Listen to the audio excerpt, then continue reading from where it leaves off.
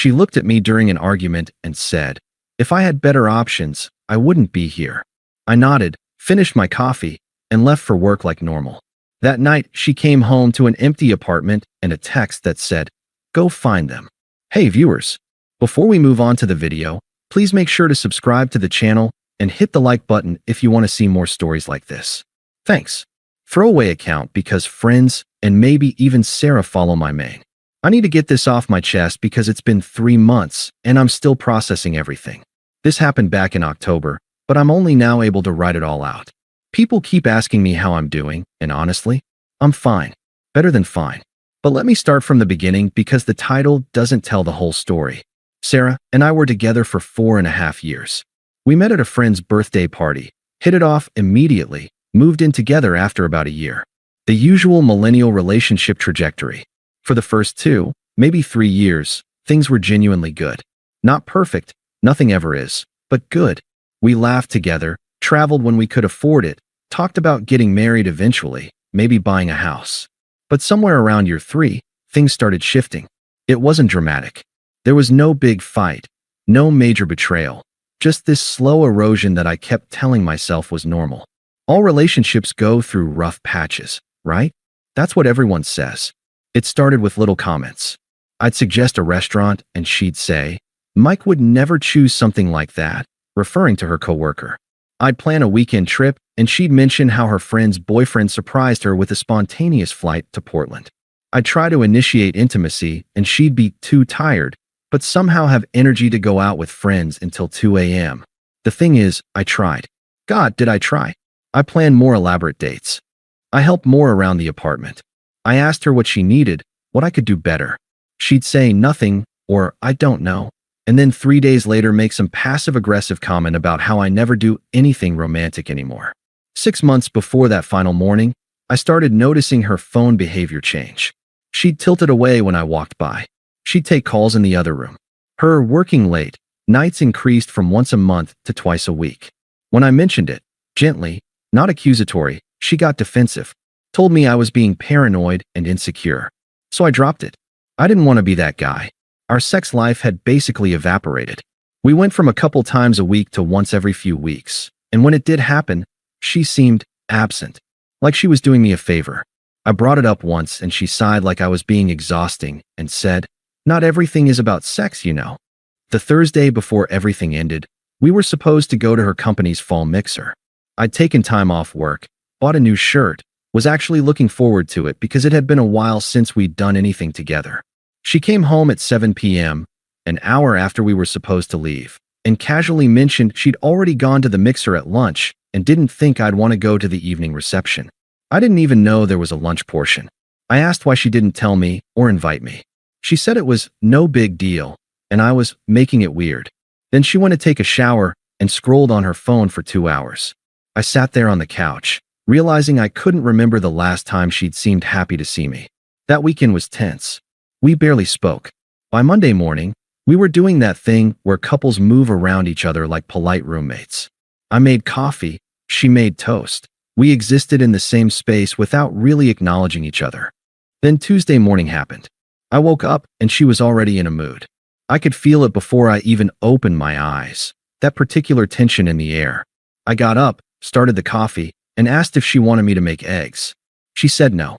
Fine. I asked if she was okay. She said she was fine in that tone that means she's absolutely not fine, but wants you to pry so she can be annoyed that you're prying. I was tired. Tired of walking on eggshells, tired of trying to decode her moods, tired of being the only one trying. So I didn't pry. I just poured my coffee and sat down with my phone, checking work emails. "That's it," she said. I looked up. "What?" "I say I'm fine and you just accept it?" I put my phone down. "Sarah, I asked if you were okay. You said you were fine. What do you want from me?"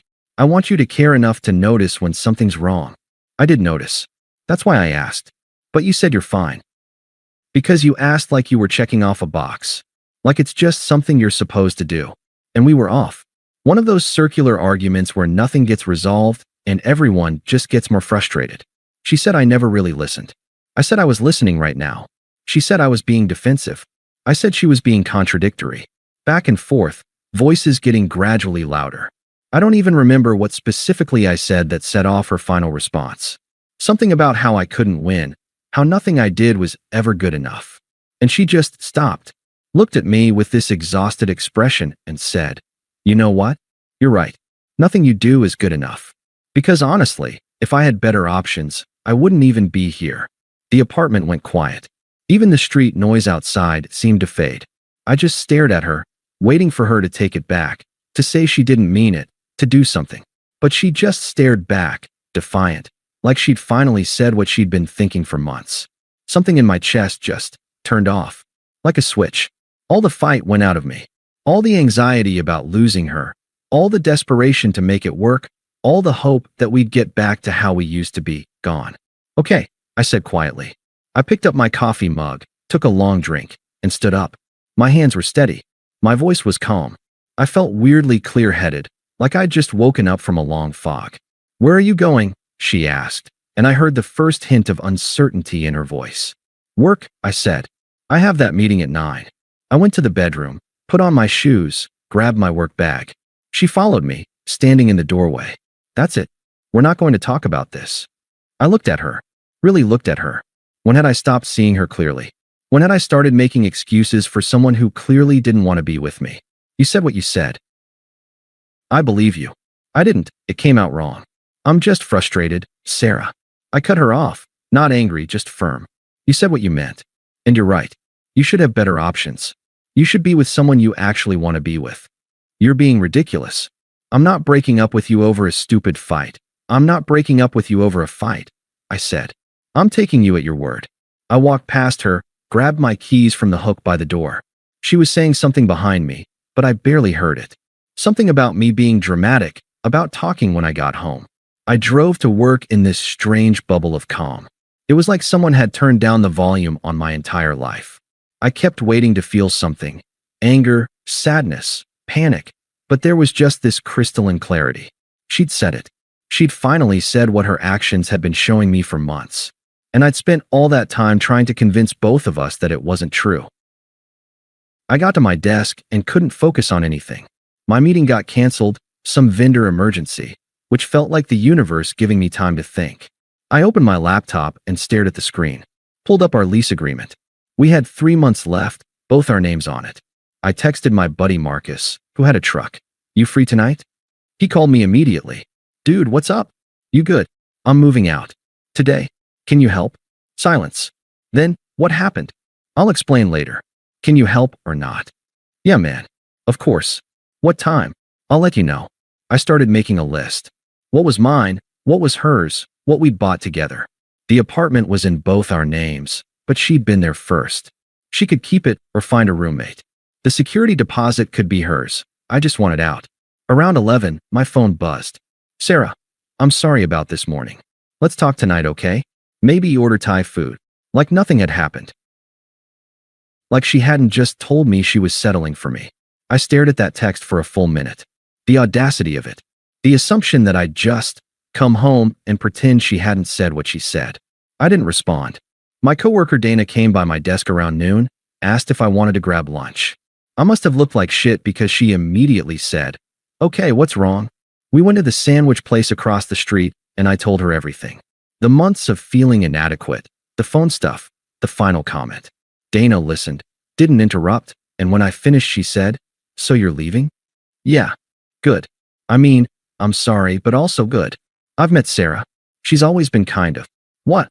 Dismissive of you? Like, even when you'd come to happy hours, she'd make these little comments. We all noticed. That stung more than it should have. Everyone noticed but me. Or I noticed and ignored it. You think I'm overreacting?" I asked. Dana shook her head. "I think you're finally reacting. There's a difference.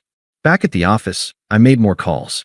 My lease had a clause about early termination with 60 days notice and a penalty fee. Fine.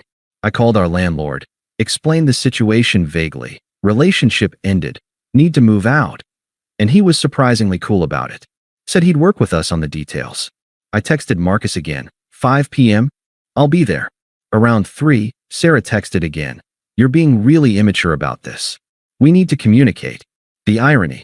The fucking irony. I left work at 4:30, stopped by a U-Haul place and rented a cargo van for the evening. Drove to her apartment.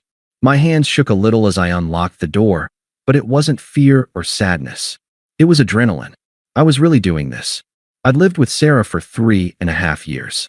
You'd think it would be hard to sort out what was mine, but it wasn't. Most of the furniture was hers or her family's. The TV, the couch, the dining table, all hers. I'd moved in with a bed, a desk, some books, and gradually accumulated stuff, but I'd never really nested the way she had. I started with clothes. Emptied my side of the closet into garbage bags. Then toiletries from the bathroom. My laptop and work stuff from the desk. Books from the shelf. Easy to tell mine from hers. Kitchen stuff was trickier. Most of it was technically hers, but I took my coffee maker and a set of plates my mom had given me. In the bedroom closet, I found a box of photos. Us at a concert. Us at her sister's wedding. Us on that trip to San Diego. I picked up one of us on the beach, her laughing at something I'd said, me looking at her like she was the only person in the world. When had that changed? When had she stopped looking at me like I mattered? I almost kept the photos. Almost. But then I thought about her words. If I had better options, I wouldn't be here. I left the photos on her nightstand. Marcus showed up right at 5 with the truck and his roommate Kevin. They took one look at my pile of stuff and Marcus said, "That's it. That's it." They didn't ask questions, just started loading. We were done in 45 minutes.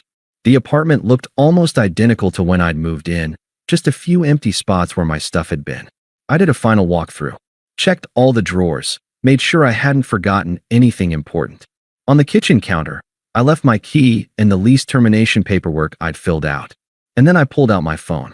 Writing that text was harder than packing. I wrote several versions. "I'm out. Good luck. Too bitter. I've left. I think we both know this is for the best. Too explanatory. You were right. You should have better options. Go find them. Perfect." I sent it and turned off my phone.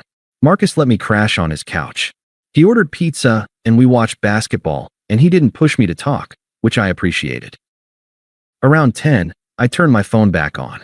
17 missed calls. 32 texts. 6 voicemails. I didn't listen to them. Didn't read the texts beyond the first few. What the fuck? Where are you? This is insane. You're being insane. We need to talk. You can't just leave. I'm sorry, okay? I'm sorry. Please come back. I put my phone on Do Not Disturb and went to sleep. The next few days were a blur. I called in sick to work Wednesday and Thursday, just stayed at Marcus's place trying to process everything. Sarah's texts evolved from angry to apologetic to desperate. She showed up at my office Friday. The receptionist called up, said there was someone to see me, and my stomach dropped. I went downstairs, and there she was in the lobby. She looked terrible. No makeup, hair in a messy ponytail, eyes red. Part of me wanted to comfort her. 4.5 years of conditioning doesn't just disappear. "Can we please talk?" she said. "There's nothing to talk about. You can't just throw away 4 years over one stupid comment." People were starting to stare.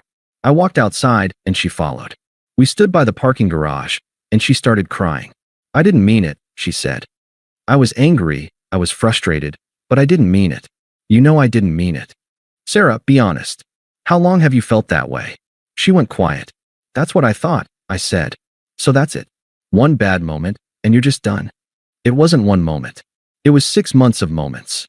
It was you pulling away, staying out late, guarding your phone, making me feel like I was never enough. That comment was just the first time you said out loud what you've been showing me for half a year. "That's not. I wasn't," she fumbled. "There's no one else, if that's what you think." I didn't say there was. "Then why won't you fight for us?" And that question broke something open. "Because I'm tired, Sarah. I'm tired of being the only one fighting. I'm tired of trying to decode what you want. I'm tired of feeling like I'm failing at being your boyfriend when I'm doing everything I can. You said you don't have better options. Fine. Maybe you don't right now.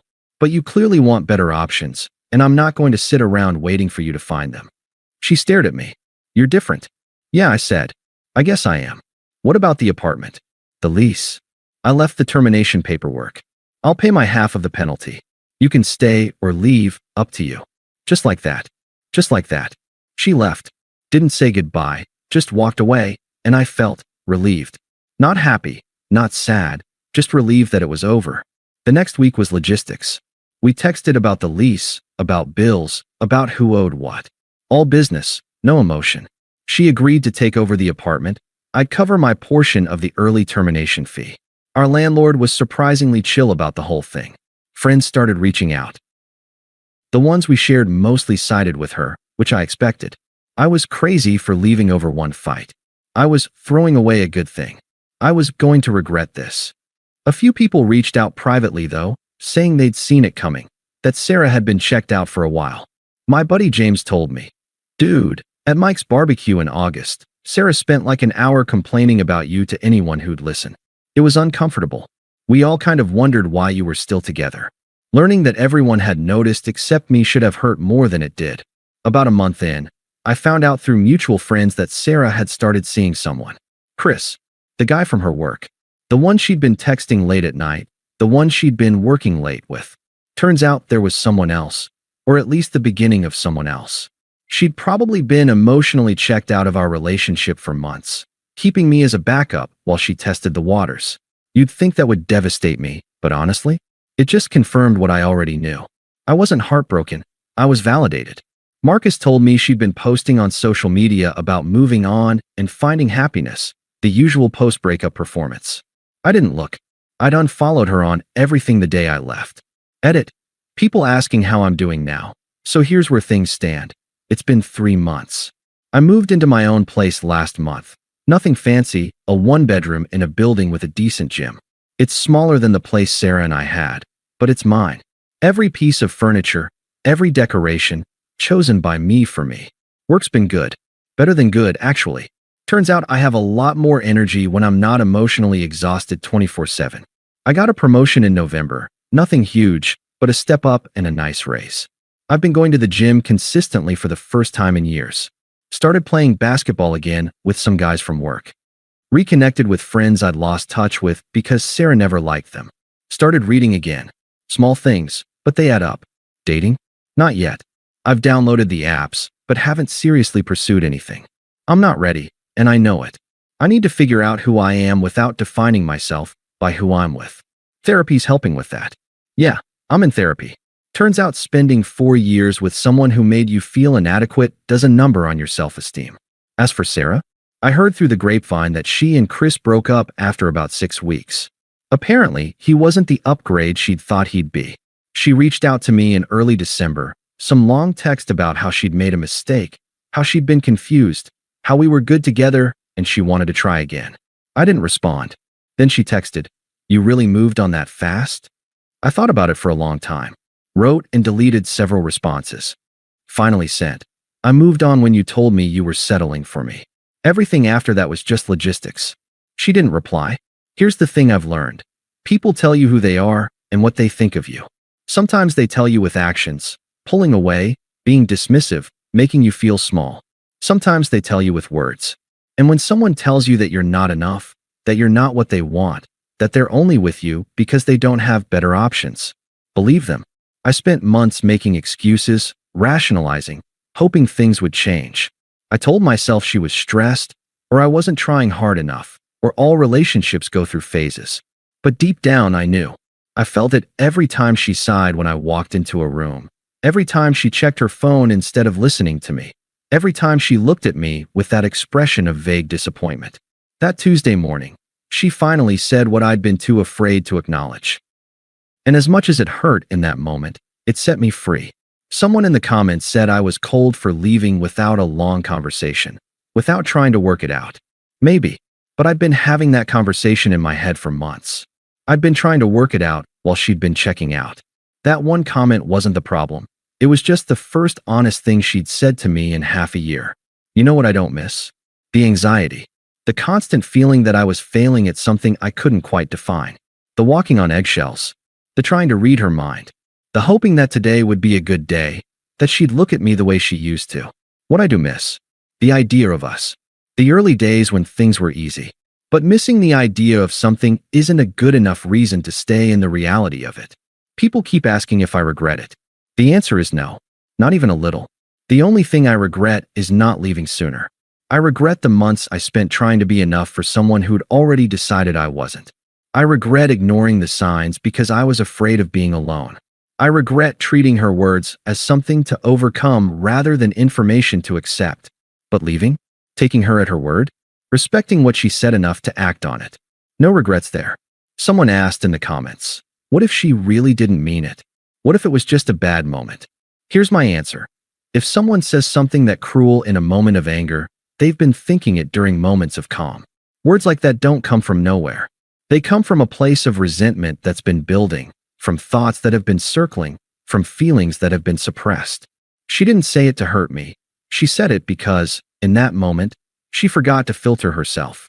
And that authenticity, as painful as it was the most real thing between us in months. I'm not angry anymore. I was for a while, angry at her for wasting my time, angry at myself for letting her. But anger takes energy, and I'd rather put that energy into building something new. So yeah, she told me I wasn't good enough, that I was a placeholder until something better came along. And instead of arguing, instead of begging, instead of trying to prove my worth to someone who'd already decided I had none, I just believed her and left. Final update. Someone DM'd me asking what I'd say to Sarah if I saw her now. Honest answer? Probably hi, and keep walking. There's no dramatic speech to give, no closure scene to play out. It's just over, and that's okay. What I'd say to past me, the guy who stayed through all those red flags. You deserve someone who's sure about you, not someone who's shopping around while keeping you on layaway. And the sooner you learn that, the sooner you'll stop wasting time with people who make you feel like you're not enough. Would I change anything? Maybe I'd leave sooner. But everything happened the way it needed to happen. I had to reach that breaking point. I had to hear those words. Some people need to hit rock bottom before they're willing to climb out. And for me, rock bottom was realizing I'd been fighting for someone who'd given up months ago. To everyone saying I'm their hero or I'm badass or whatever, I'm really not. I'm just a guy who finally got tired of feeling like shit in his own relationship. The bar is apparently very low. And to those saying I should take Sarah back now that she wants to reconcile, hard pass. You don't get to tell someone they're your backup plan and then get shocked when they leave. You don't get to treat someone like they're not good enough and then get another chance when your better option doesn't work out. That's not how it works. That's not how any of this works. I'm good. Really. I'm okay alone. I'm better than okay. I'm learning what it feels like to not constantly brace for criticism. To not mentally review every interaction trying to figure out what I did wrong. To just exist without someone else's mood determining my worth. So that's it. That's the story. She told me she was settling. I believed her. I left. She realized the grass wasn't greener. I still didn't come back. The end. Thanks for listening, Reddit. Feels good to write it all out. Thanks for watching. Make sure to subscribe to the channel and hit the like button. What do you think about this story? Share it in the comments.